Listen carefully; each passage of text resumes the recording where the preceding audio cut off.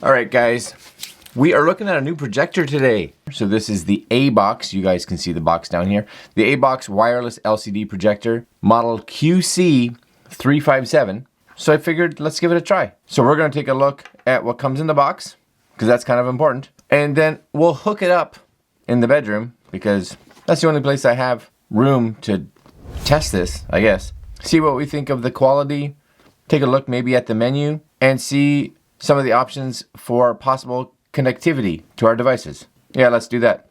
Coming right up.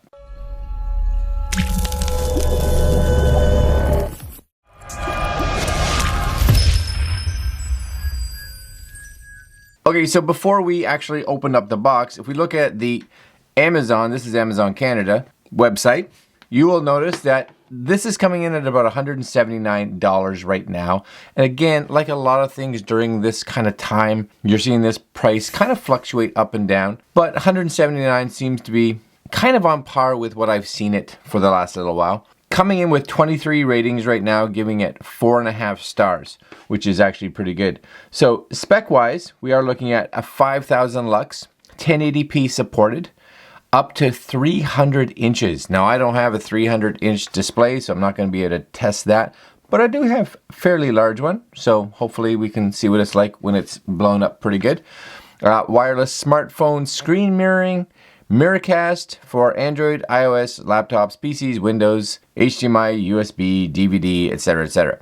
We're probably going to test it with an Apple TV just to see what we can get, because really what we're interested in, or what I'm interested in right now, is things like brightness. So I am going to test this today, and the bonus of it is that in the room that I'm going to test, again, which is my bedroom over there, not that you care, we are going to, today is kind of a cloudy, overcasty day, at least right now.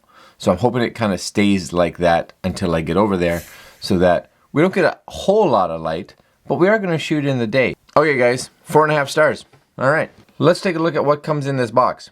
So here it is, nice box, ABOX wireless LCD projector. Again, the model number QC357. On the very back here, you will see features, wireless Wi-Fi connections, sharp and clear image, rich colors, dual heat radiation, multiple inputs, high compatibility.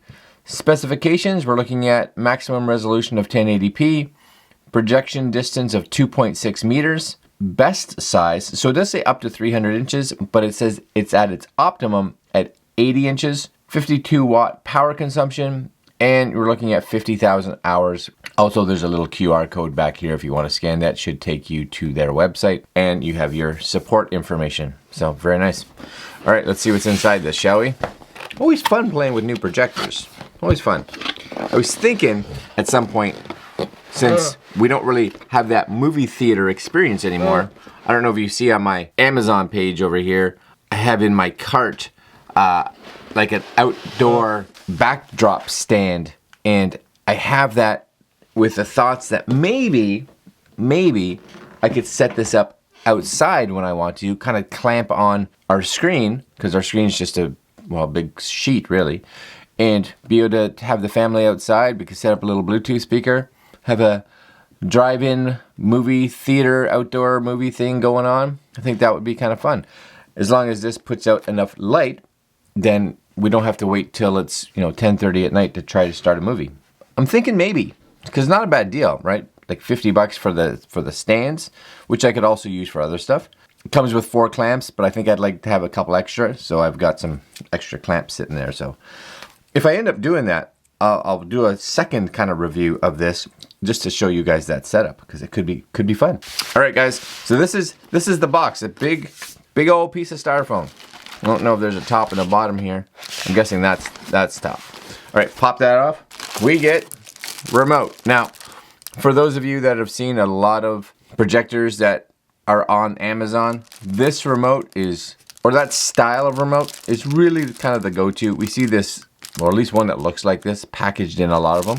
But it does the job, does what it needs to do, goes through the menu. What more do we need? We have our plug. So this is going to be our standard plug into your wall. Awesome, North America based. for us here in North America. We have a couple little adapters. So this is going to be your RCA adapters. So there's your right and left channel as well as video. So for those of us that have maybe an older device, my guess is an HDMI cable. So last but not least, we have an HDMI cable. Now, I would think, unsure, but I would think that this is not going to be an HDMI 2.0 cable. This is going to be a 1 point something cable, which means that it probably won't support 4K, but again, it doesn't need to because the projector only supports 1080. Last but not least, oh, maybe not last but not least. All right, so we do get user manual. So nice little booklet there. Text is a little small, but okay, it looks readable, legible, whatever, something like that. A couple different languages, which is great. So it looks like about 5 or 6 languages in there. Spanish, French, German, I believe it is, English, of course, Japanese. Get you on your way if you're unsure how to set this up. And the star of the show, we have this little projector. I like that this one's white. A lot of the ones I've gotten before are black. This one's kind of nice. And this is it, ABOX. What is it? It's a box. It's a box. It's a box. It's a box. So we're gonna have our menu here. Looks like we're gonna have a return. We're gonna have an advance. This probably gets you into your menu, and of course our power button. I love the fact that it tells you right here, don't look into the lens, because I'm gonna do it. No, I'm not gonna do it. It's fine when it's off. Have at her. All right, guys, so here's the front. It does have a lens protector on it, so that's really useful. Of course, this is gonna be for our size and our focus down here. On the rear, my guess would be that this is our remote sensor as well as our cooling vents for the projector. Again, it says low noise, we'll see. We do have that on both sides as well as our power input right there. On the very bottom, we have our voltage, a little bit of information, and it looks like my guess would be possibly speakers, so down facing. We have a tripod mount, which is kind of nice. Actually, that's actually really nice because my other one, I had to get one of those projector plate stand plates. This looks like it should mount just straight on to a tripod, which would be actually really nice. That's super cool. Last but not least, probably one of the more important areas here is on the side. So if we look over here, it does have, it's hard for you guys to see it, I know. It does have an area above them, because it's in white, that has it written what these are. So this one here is headphone. This one here is that AV out. So that's the one that's going to use those RCA cables that we saw earlier. We do have a VGA. So if you are old school, well, that's kind of old school as well, but have a VGA display coming out. HDMI, USB, so if you have some video files sitting on a USB stick, and last but not least, an SD card. Yeah, that's all right. Nice looking, not overly heavy. What I would like to have seen, possibly, is some kind of case. A lot of these mini home portable, whatever you want to call these for these projectors, really portability becomes a big issue, so being able to move it around. And it would be nice to see them throw in, it doesn't even have to be anything expensive, just like a fabric case, just something to put it in. That would be nice. All right, I'm gonna go mount this in the room, and we'll fire it up and see what it's like. 2 seconds, guys. All right, guys, so we are here. Turn that over right here. We are here in my room. It's kind of dark. Hopefully you guys can see the screen. It's actually not too bad. We'll do a test afterwards just to show you guys what the screen looks like when I turn some lights on. This is actually nice and clear. I've actually set this back up in my studio. Ended up buying a little background stand, which I can use later. So I'll put a link down below to that if you guys are interested. It was cheap, like 50 bucks. I have got a few things plugged in here. So I got batteries in the remote. I've got an Apple TV plugged in, and I do have a card in the SD card reader. I'm not even sure what's on it, but we'll find out. So first thing we're gonna do is actually go through some of the menus. So if I actually hit the menu button here, you'll see you get your picture modes, color temperatures, aspect ratios, noise reductions. You guys can hopefully see that on the screen right there.